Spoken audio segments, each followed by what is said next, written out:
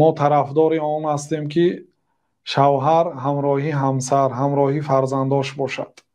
دوری از آنها در این باره یک نوار کوتاه هم داریم. این ضررهای کلان دارد.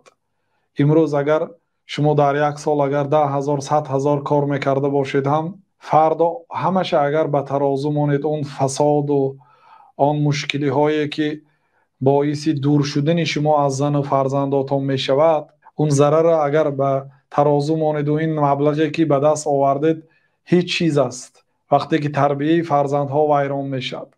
همسر اگر به شوهر خیانت کند، پیش مثلا عرب های زمان کفر عرب ها مشرک بودند و لیکن در مسئله زنا بسیار پاک بودند. حتی وقتی که پیامبر صلی الله علیه و سلم با زنها به زنا بیعت کردند، زنا نمیکنید گفتند که یا رسول الله ما زنا نمیکردیم در زمان. حتی سوال داد هند که افتزنی الحرتو، مگر زنی آزاد زنا میکند؟ حتی آنها زنی آزاد تصور نمیکردند که زنا کند. یعنی زنا را فقط غلام زنها میکردند.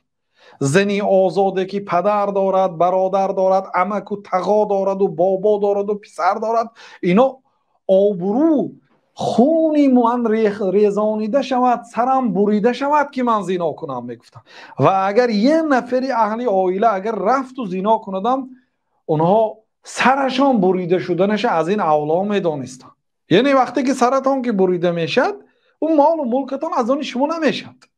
یعنی شما هیچگاه خاطر پول و مال و کار از آبرو از شرف بالا ندانید.